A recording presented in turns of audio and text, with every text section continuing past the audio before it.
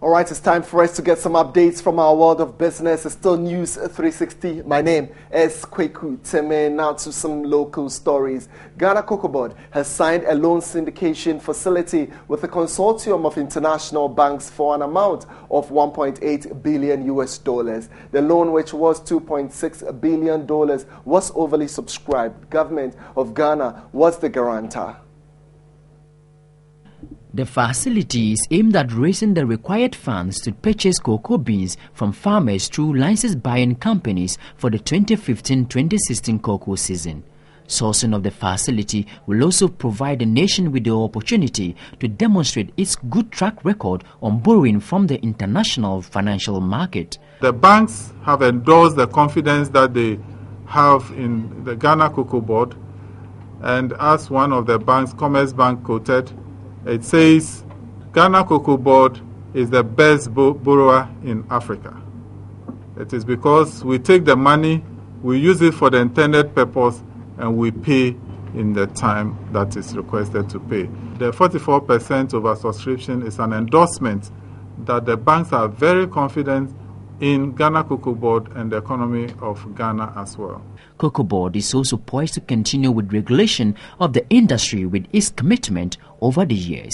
We have set ourselves the objective of replacing the overage and disease trees. So this year we did 50 million seedlings. Come 15-16, which actually we are starting the production, raising of the seedlings from October, we are going to do about 60 million. And this 60 million will translate to about 40,000 to 45,000 hectares. The cocoa industry has created employment for millions of Ghanaians and serves as a major source of foreign exchange earner for the country. Production has also increased significantly since 1999-2000 crop season, reaching an all-time high of more than 1 million metric tons in the 2010-2011 crop season.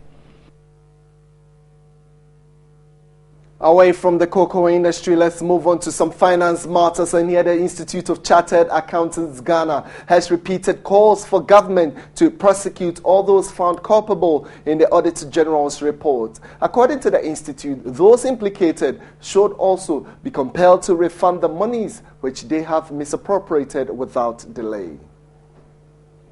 Consistently, the Auditor General's report has implicated some civil servants for misappropriating funds.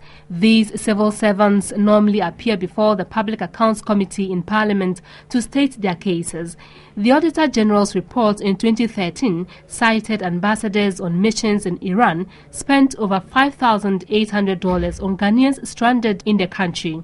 Again, in the same year, the report indicted education officials in Karachi West District for failing to disburse 114,907.95 cedis as capitation grants to basic schools in the district.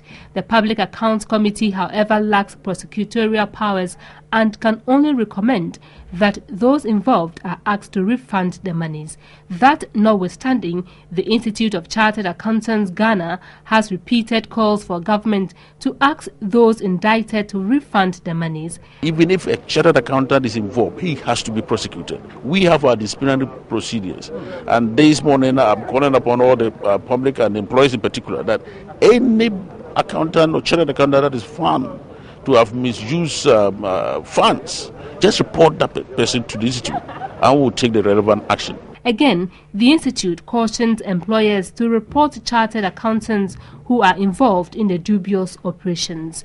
You will hear that, an accountant has squandered some money here and there. The people should be reported to us.